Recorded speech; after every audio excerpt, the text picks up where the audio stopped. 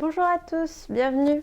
Aujourd'hui, on va parler des nouveautés de la section adulte, typiquement les romans chick lit, new romance et un petit peu de shoujo aussi dans le tas. Alors, je vais faire une petite présentation pour ceux qui ne connaîtraient pas ou pour ceux justement qui auraient entendu parler de ces titres et qui se demanderaient si on va les avoir ou pas. Alors, en new romance, on a le dernier El Seveno, 6 ans.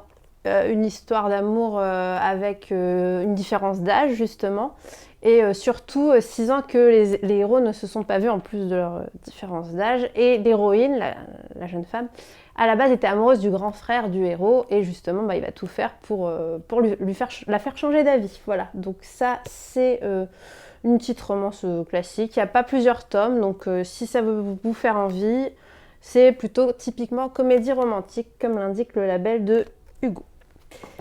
Ensuite, on a aussi pris les 2 derniers titres de Brittany Seccheri, Behind the Bars et Eleanor et Gray. Eleanor et Gray, il peut se lire tout seul. Pareil, une romance où ils sont séparés pendant, je crois, 16 longues années. Et il se retrouve quand elle devient la nourrice de ses enfants. Voilà, donc comment elle va tenter de le reconquérir.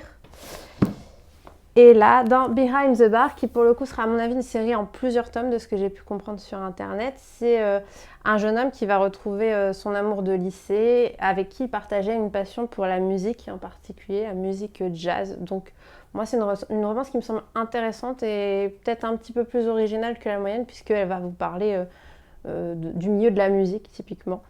Et qui s'avère être sûrement encore une romance sombre et torturée comme vous pouvez les aimer. Voilà, donc n'hésitez pas, Brittany Seccheri, et on achètera la suite évidemment.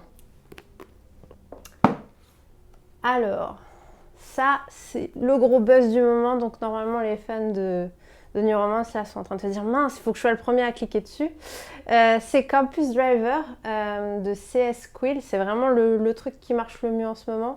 On est déjà au tome 3, on vient juste d'acheter le tome 1. C'est sur 4 jeunes hommes qui, dans le campus de leur lycée, ont eu l'idée de devenir chauffeurs, un peu Uber universitaire aux États-Unis, si j'ose dire. Ils raccompagnent les jeunes femmes et les jeunes hommes, en gros les soirs de cuite chez eux. Et ça leur permet de financer aussi leurs études.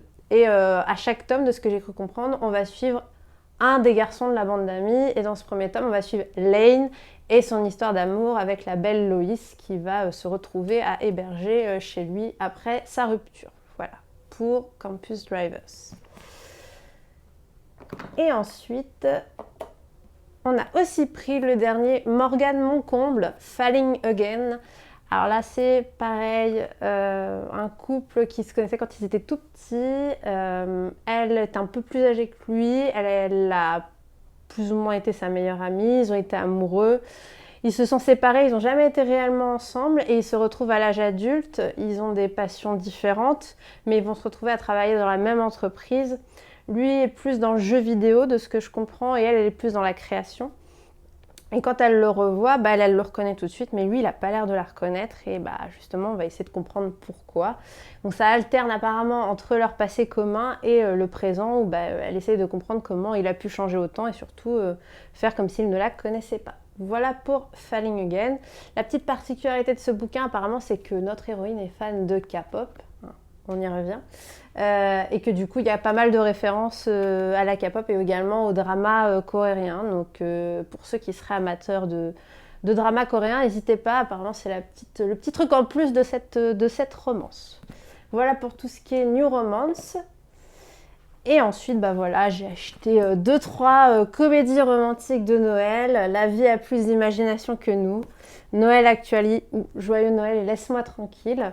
Pour les fêtes de fin d'année, n'hésitez pas.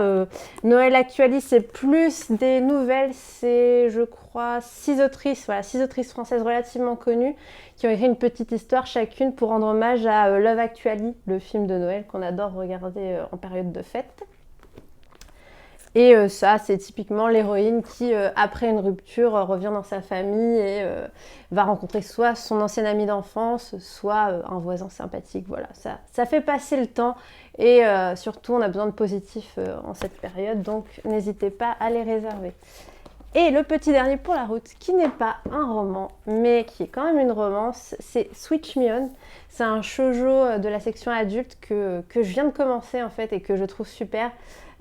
Sur pareil, une romance entre deux amies d'enfance. Elle vient juste de se faire plaquer et au tout début du tome, elle se réveille et elle découvre que elle est dans le lit de son meilleur ami.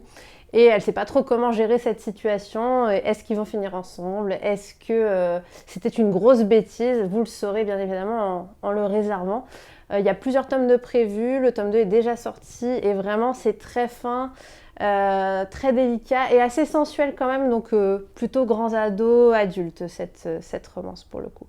Voilà de quoi vous réconforter et puis surtout avoir des papillons dans le ventre. N'hésitez pas, il y aura la sélection complète parce que c'est pas tout ce que j'ai pris en romance. La sélection complète sera disponible sur le site très bientôt. Je vous souhaite à tous une excellente journée et je vous dis à très bientôt à la bibliothèque. Au revoir!